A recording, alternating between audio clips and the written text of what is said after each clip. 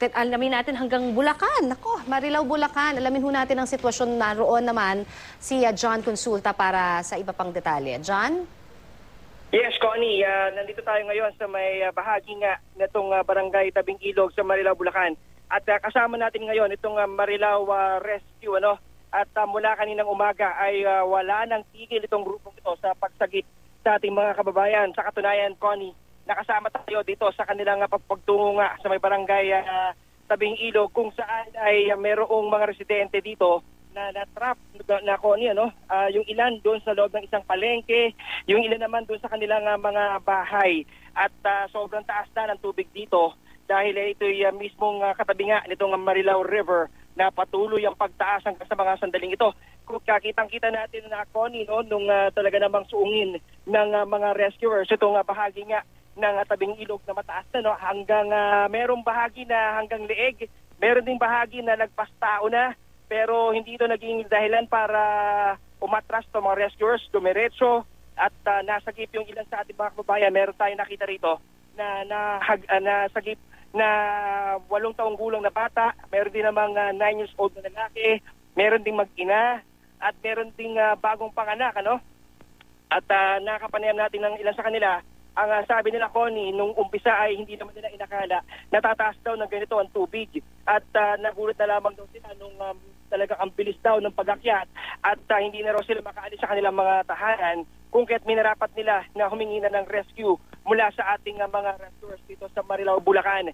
Sa mga oras ito, Connie, ay patuloy na nangangamba itong mga tao rito dahil may balita, Connie, na posible na magpakawala ng tubig ang Lamesa Dam at pangyayari daw yun ay maaari daw maapektuhan pa yung kanilang sitwasyon sa mga oras ito, Connie, kasi ay 8 barangay na ang lubog na sa baha at patuloy pang maaari pa daw itong madagdagan kapag natuloy nga yung pagpapakawala ng tubig. So sa mga oras ito, Connie, tuloy-tuloy itong pagtutulong ng mga rescuers ng Marilao Rescue at ang isa lang sa kanilang pinoproblema, Connie, bukod nga doon sa may current nung ilalim nung baha kasi katabi nga lang siya ng ilog, ang problema nila dito ngayon, Connie, ay merong ground yung ilan sa mga bahay na kanilang napupuntahan at medyo hindi gaanong kabilisan yung kanilang kilos, talagang doble ingat dahil baka sila mismo, yung mga rescuers, ang kailangan ng i-rescue mamaya.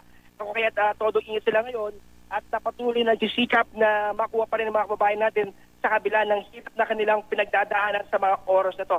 So yun ang latest matapan dito sa Marilao, Bulacan. Connie, balik sa'yo. Oo, John. Ito calling ho sa Meralco. Baka naman kayo ho, gusto nyong puntahan itong mga lugar na ito na meron pa rin pong elektrisidad kahit na sobrang baha. John, saan particular yan para mapuntahan ng mga kinukulan sa Meralco?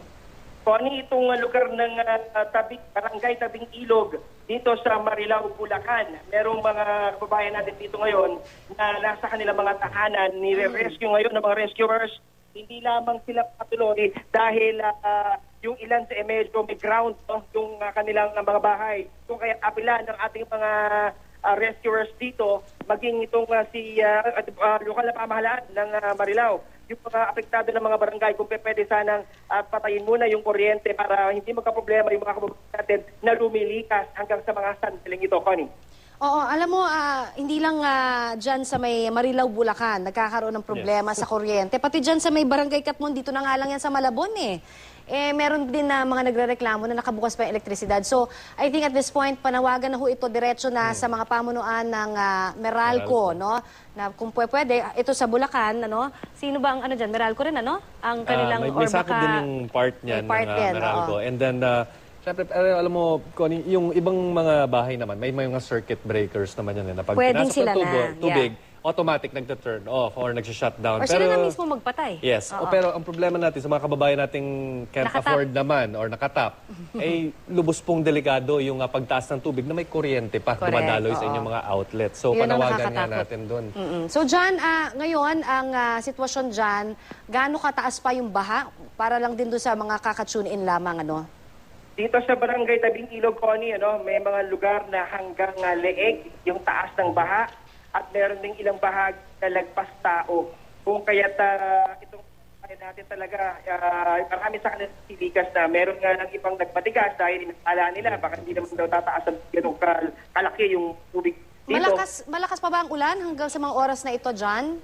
Connie, napakalakas ng ulan dito sa mga sandaling tayo yung nag-uusap ngayon. Lahat talaga ng lingunin natin medyo zero visibility sa sobrang ng buhos ng ulan, Connie. Oo, balikan ka namin, John, ha? At sa mga oras